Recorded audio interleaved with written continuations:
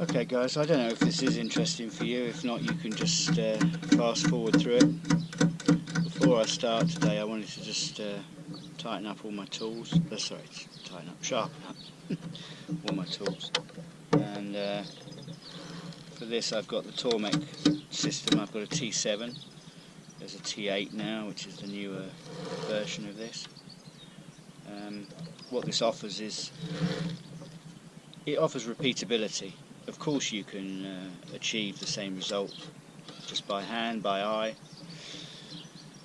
but tools are expensive. To my mind, if you can do something in a completely repeatable manner, and therefore you don't take off so much metal every time you sharpen, so sharpen little and often, it's much better than hacking away at your tools and taking a load of metal off that you don't need to take off. So I bought this system. It's not the cheapest system, but it's been an excellent system. It comes with a few jigs, and then you can buy more jigs. I even actually sharpen the pencil sharpener blade on the jig, so you can sharpen almost anything. Kitchen knives, scissors, anything you need to sharpen. So it's been an excellent tool, and it continues to be an excellent tool. For me, it gives me exact repeatability.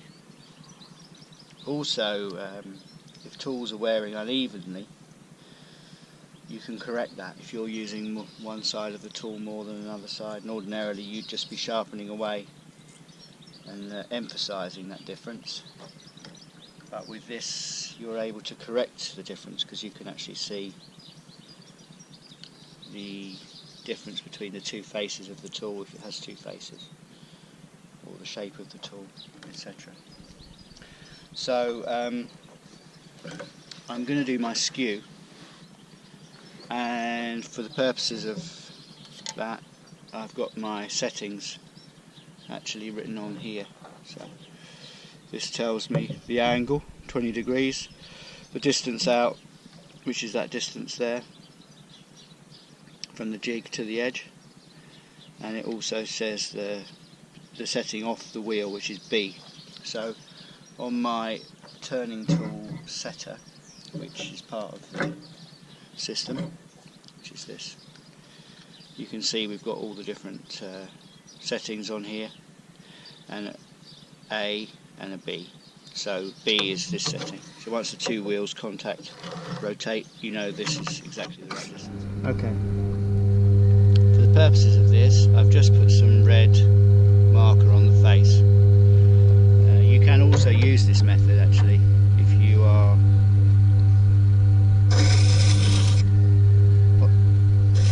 going to sharpen something that you're not entirely sure of.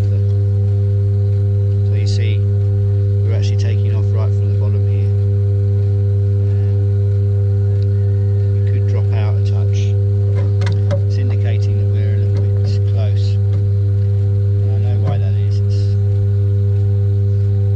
how I've got it on the jig. So let's just try.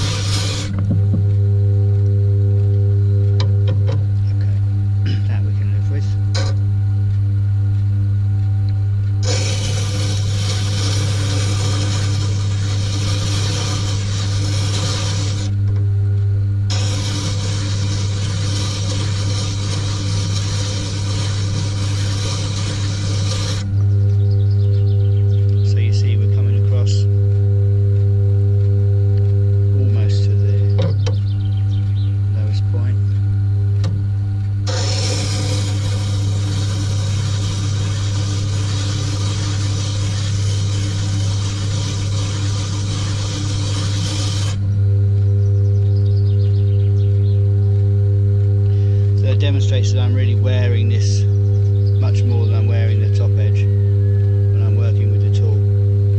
This is the inconsistency I was mentioning earlier on, so we're able to take that out now.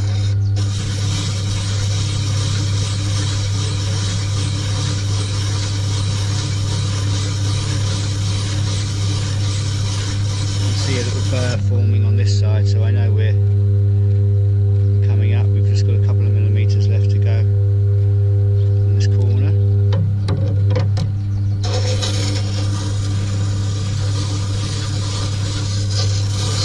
Try and work different parts of the wheel so that you're not wearing the wheel unevenly. You can reset the wheel with a diamond tool. Why do that if you're able to maintain the wheel? Okay, so we're literally at just almost a fraction of a millimetre off on the end now. I've got a burr on this side all the way along, which I'll be taking off when we reverse the tool.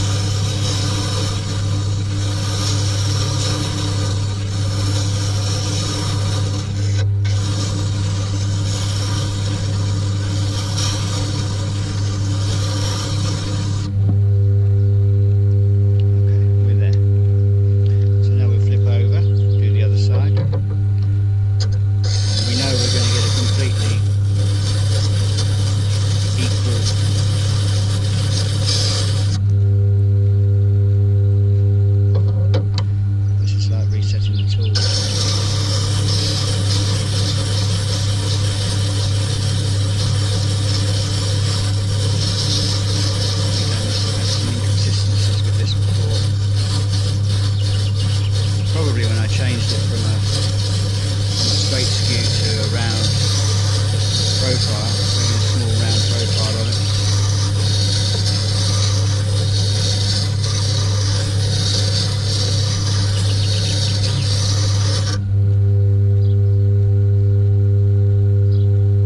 You see how that's bringing up to a beautiful even point. It was very inconsistent before.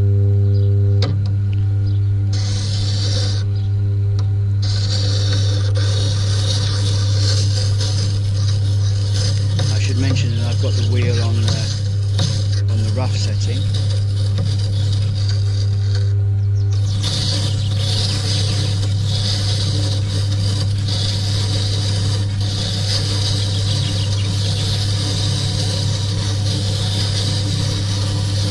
Knock back the aluminium oxide in the wheel and create a much smoother finish. If you're working in detail work, you need the tool to be very smooth, the finish to be very smooth. Obviously the smoother you can have the tool, the less sanding you have to do.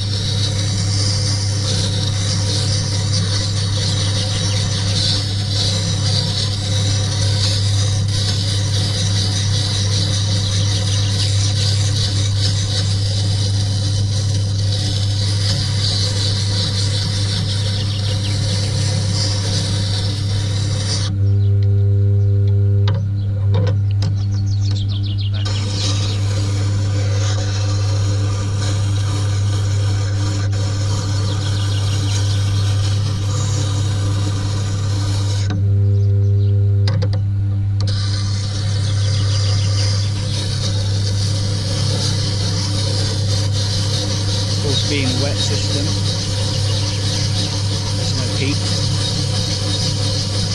so you can lean on this a bit.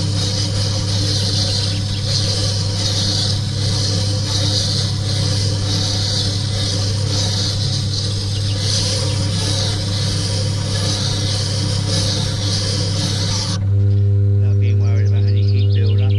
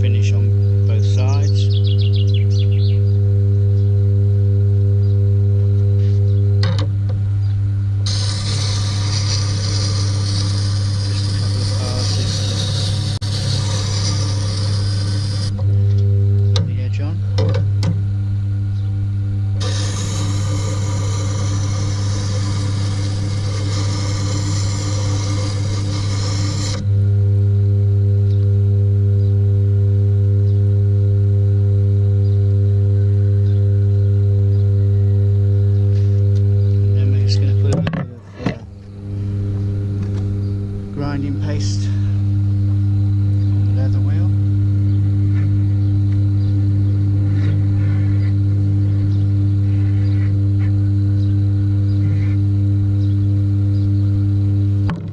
And just take this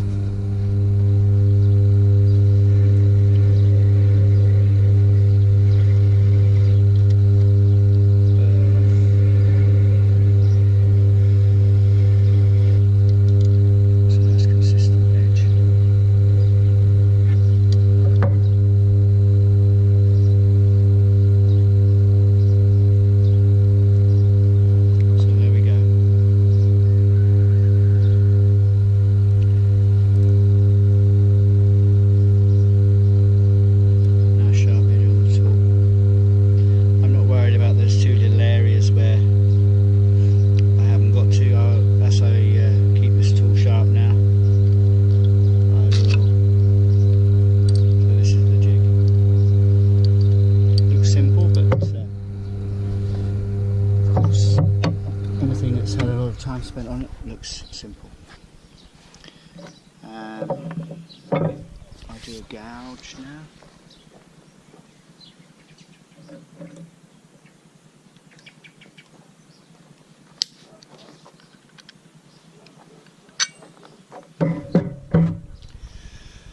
So, bowl gouge,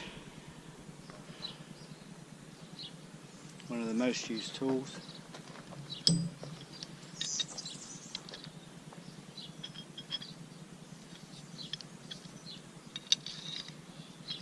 Again, we've got a jig for this, which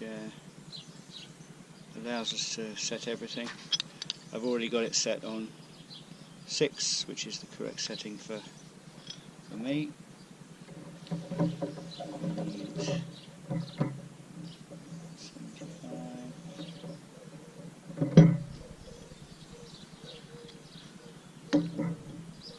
So,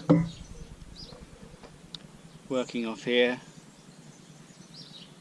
I've got a bowl gouge, I've got 60 degrees, setting is 6, 75, A. So I've got 75 protrusion, A. So I've got to change this to A. As you know, we put it on B for the last tool. I'll just come out until the 2 wheels rotate. That's correct. I've just set it at 75, I've already got it on 6. So, as you can see, this allows me to lay the tool on here and rotate around, get both sides. Once again, very consistent.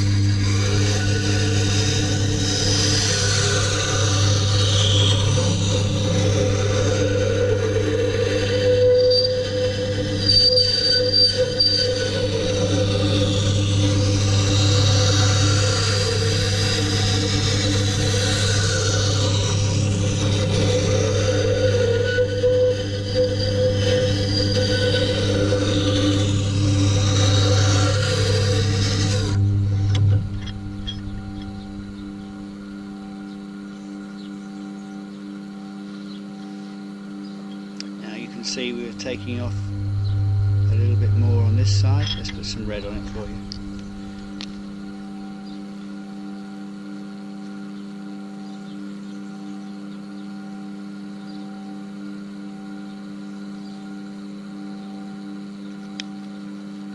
You think you're sharpening everything? Let's see if we're catching everything. Again, this is we're talking about consistency again. So let's make one pass.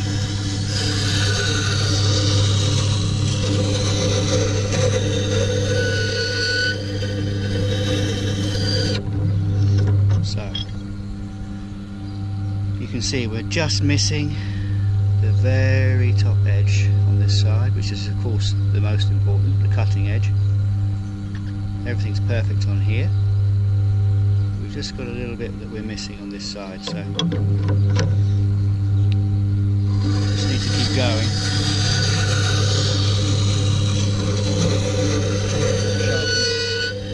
Sharpen both sides at the same time, not just the side that you see is not receiving the sharpening to the edge, otherwise you're going to end up with an uneven tool. This is the point of this system, is that you don't just sharpen what you see to be blunt and end up with a tool that becomes inconsistent. Now I've got a razor sharp edge there on the whole thing, absolutely razor sharp. Again, I'll take around this.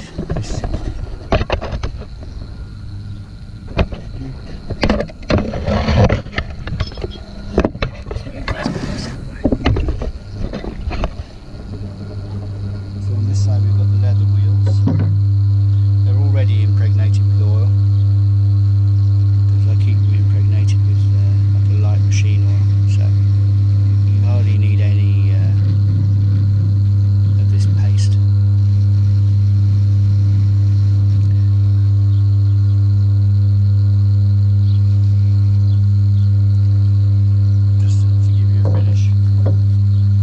So we take the inside of this and we just run it on the leather wheel on both sides. Now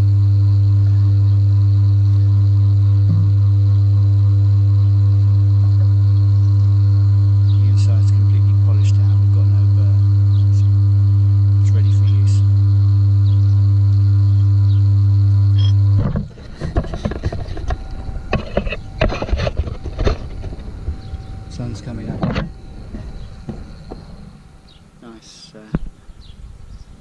sunny day, not too hot. Nice views out over the valley over there.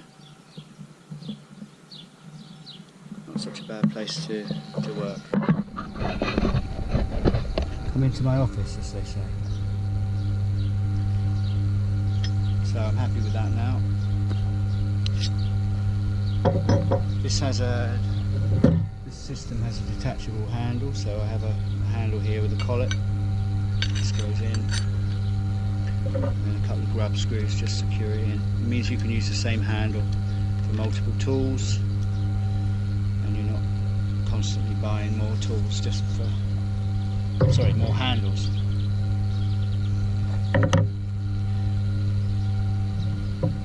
This also was what they call a spindle gouge. I call it a small gouge. This was also part of that system, but I made a handle for it. I made an oak handle so that it could be a tool on its own, because I found I was using it a lot. So this handle just came out of a log. Actually, I'm going to put some Danish oil on it now. Settle down. Put some glue on this collet as well.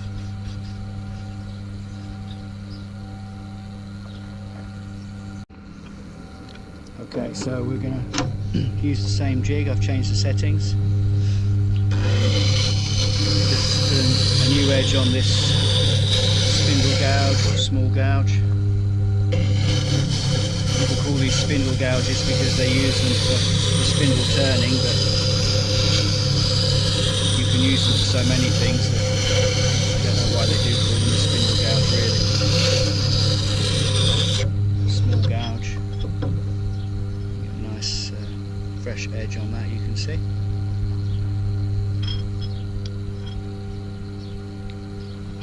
Same deal on the wheel. Burr off. Ready to go, lovely. Very sharp.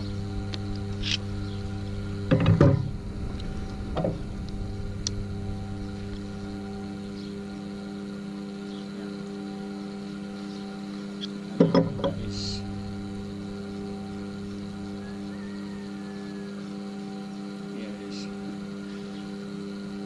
that's hair removal shown. So that's 3 tools done, you know, in the space of just a few minutes. Obviously I've got all my settings, I know everything that I want to use, so I don't have any setup time. I've got some sawdust in my t-shirt, which is unpleasant. So we will do the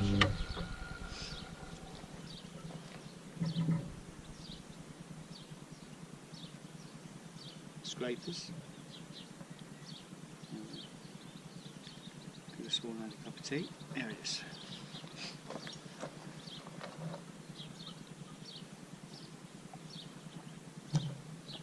So the scrapers we're going to set up on a little platform.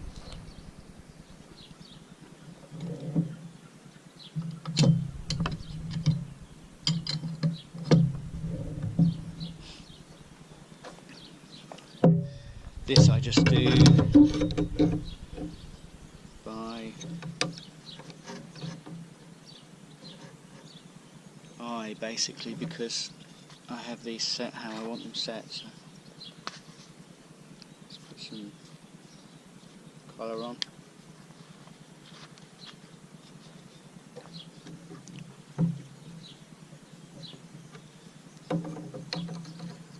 Set this to be good.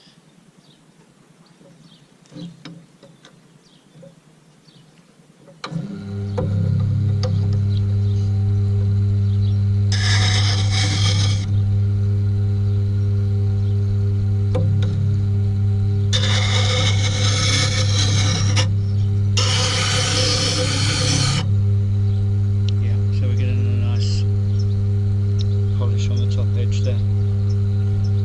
This fly is annoying me.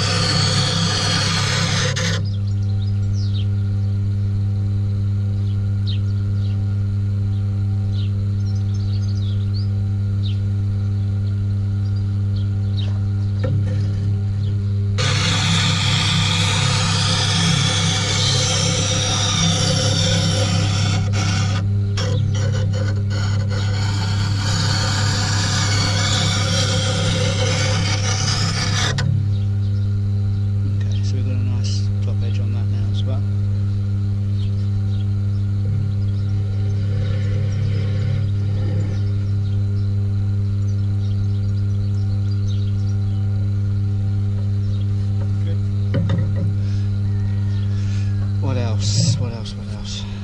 What have we got here?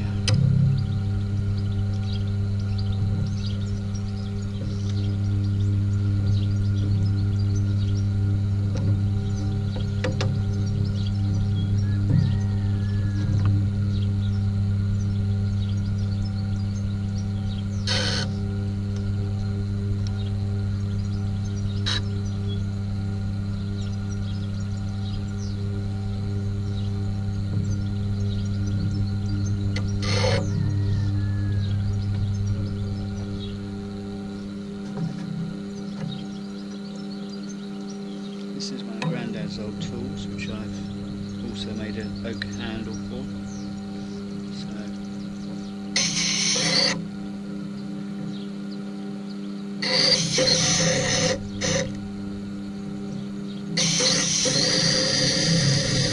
I actually haven't really used this much yet.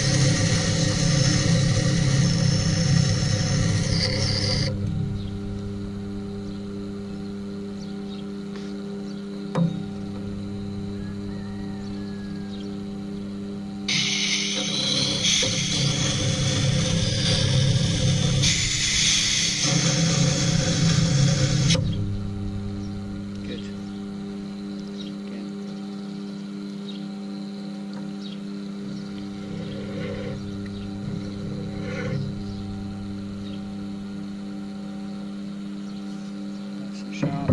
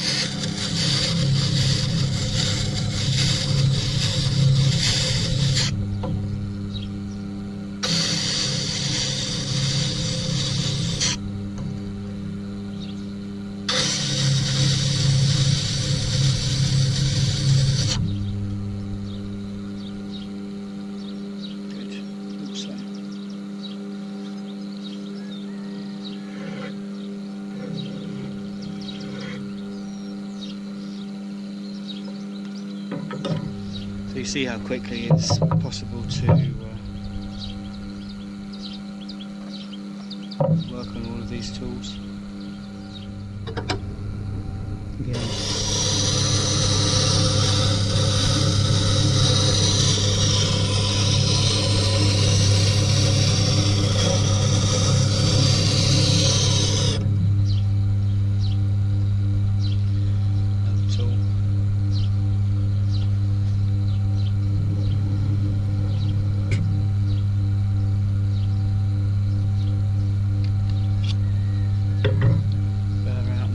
Go.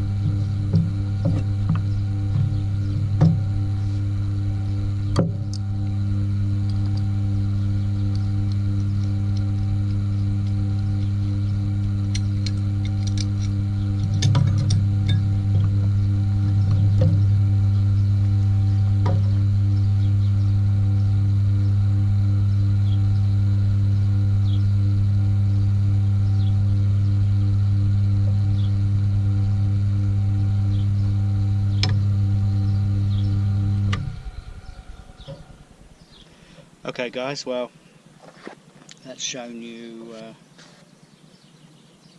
T7 system. If it's not interesting for you, of course you can just fast forward through, and I'll bring you back in when I've got these bowl blanks turned up.